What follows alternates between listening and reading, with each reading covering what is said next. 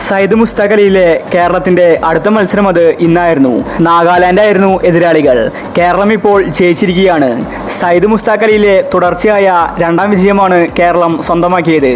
ആദ്യ മത്സരത്തിൽ സർവീസസിനെതിരെ കേരളം മികച്ച കളി കാഴ്ചവെച്ചിട്ടുണ്ടായിരുന്നു. സഞ്ജു 50യും അടിച്ചിട്ടുണ്ടായിരുന്നു.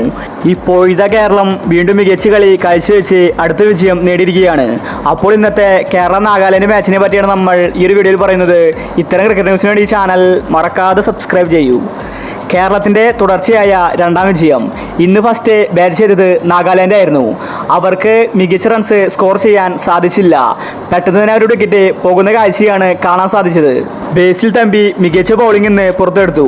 ഇതോടുകൂടി നാഗാലാൻഡ് 20 ഓവറിൽ 8 വിക്കറ്റ് നഷ്ടത്തിൽ 120 റൺസ് മാത്രമേ എടുത്തിട്ടുണ്ടായിരുന്നുള്ളൂ. നാഗാലാൻഡിനെ ഇത്രയും ചെറിയ സ്കോറിൽ ഒതുക്കാൻ സാധിക്കുമെന്ന് കേരളം കരുതിയില്ല. പിന്നീട് കേരളം സെക്കൻഡ് ബാറ്റിംഗിന് ഇറങ്ങി.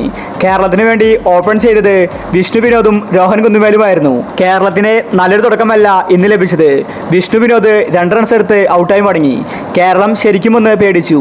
പിന്നീട് വന്നത് സച്ചിൻ ബേബിയായിരുന്നു. സച്ചിൻ ബേബിയും രോഹൻ കുന്നുമേലും കൂടി കേരളത്തെ മുന്നോട്ട് നയിച്ചു. രണ്ടുപേരും മികച്ച കളി പുറത്തെടുത്തു. രോഹൻ കുന്നുമേല് 57 റൺസ് എടുത്തു. 6 4ഉം 1 6ഉം താരത്തിന്റെ ബാറ്റിൽ നിന്ന് പറന്നു. അതുപോലെ സച്ചിൻ ബേബി 48 റൺസ് എടുത്തു.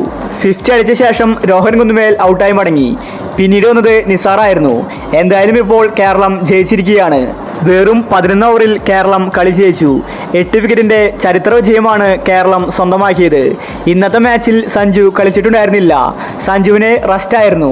അല്ലെങ്കിൽ ഓപ്പണിംഗിൽ സഞ്ജുവാണ് കളിക്കേണ്ടിയിരുന്നത്. കഴിഞ്ഞ മത്സരത്തിൽ സഞ്ജു ഓപ്പണിംഗിൽ ഇറങ്ങിയിട്ടാണ് 50 അടിച്ചത്. എന്തായാലും കേരളത്തിന്റെ അടുത്ത മത്സരം അത് മുംബൈക്കെതിരെയാണ്. ആ മാച്ച് തീ പാറുമെന്നത് ഉറപ്പാണ്. മുംബൈക്കെതിരെ ജയിക്കാൻ ഈസിയല്ല. ആ മാച്ചിൽ സഞ്ജു കളിക്കുമെന്നത് ഉറപ്പാണ്. എന്തായാലും സഞ്ജുവും പിള്ളേരും അടുത്ത വിജയം നേടിയിരിക്കുകയാണ്.